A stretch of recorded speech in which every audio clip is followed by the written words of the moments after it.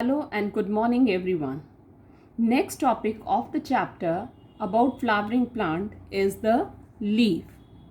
Children, the leaves are green and flattened structures. They arise from the nodes of the stem and branches. Let us begin with the structure of a leaf.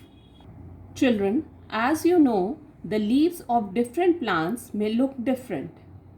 But most leaves have a few things in common. They have a flat green leaf blade or lamina. They also have a stalk or petiole, okay, with which the leaf is attached to the branch or the stem of a plant.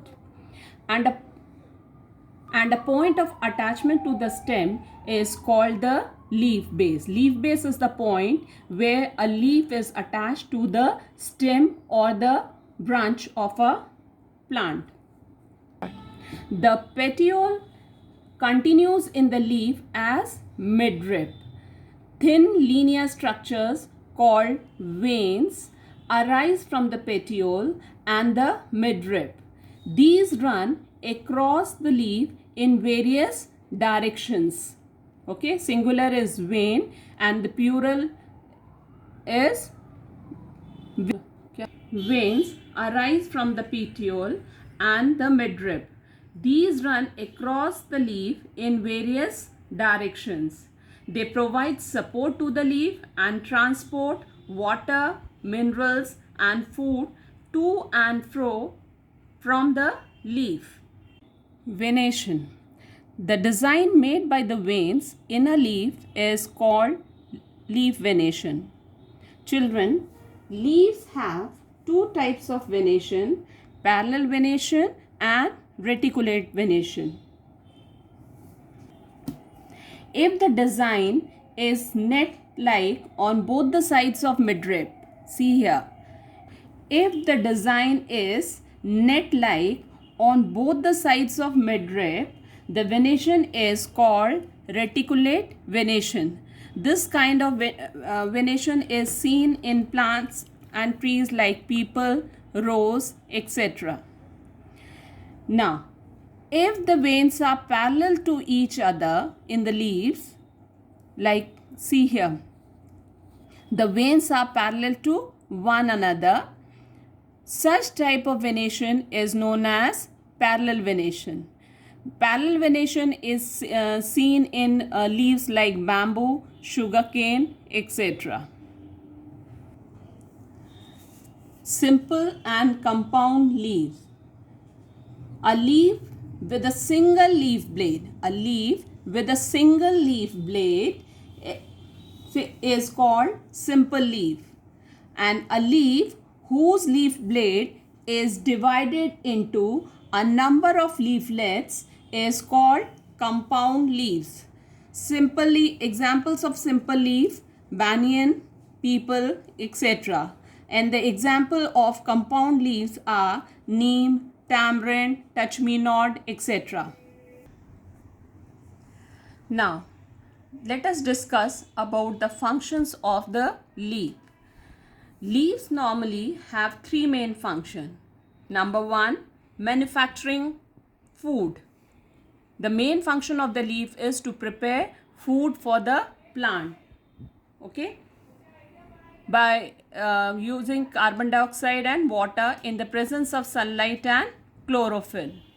The next function of the leaf is interchanging gases with the air.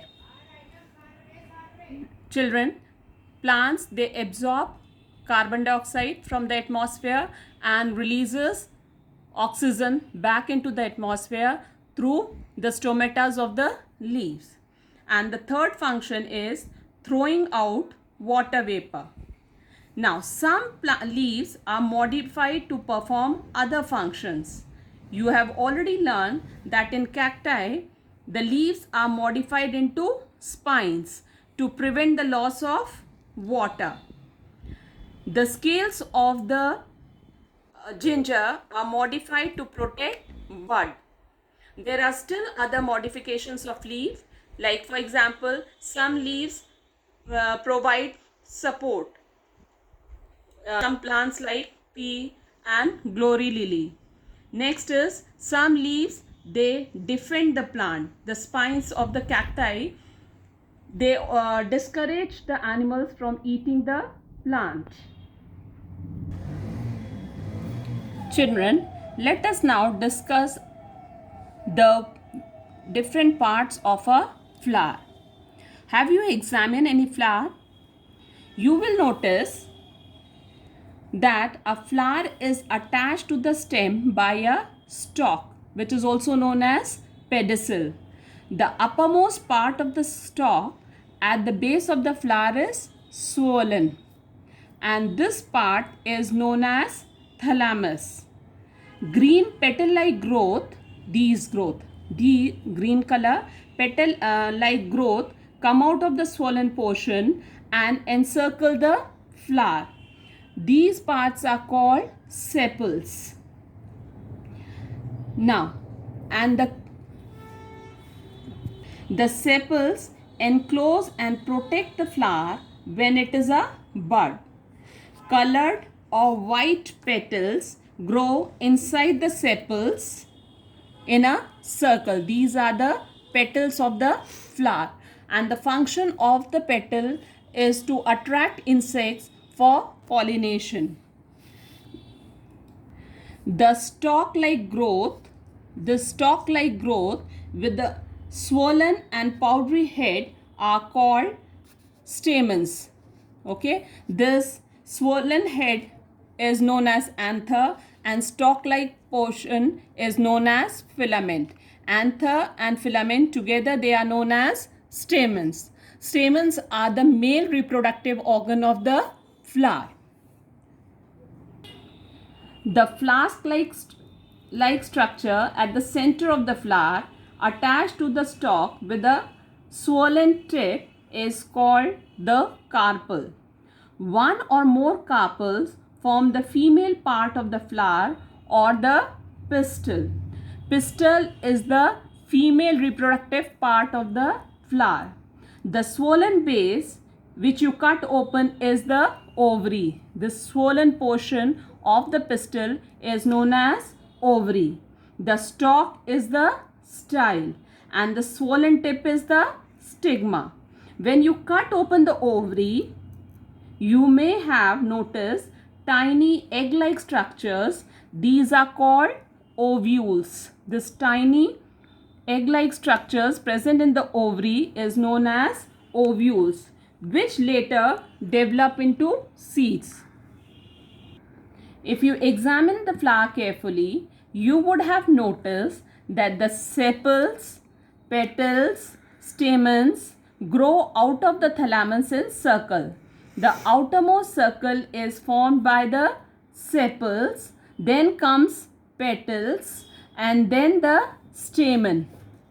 Okay, and the right at the center of the is the pistil. Thus, the flower has 4 whorls. Any circular arrangement of leaves, petal, sepals, etc. around a common axis is called a whorl. That's all for today. Thank you.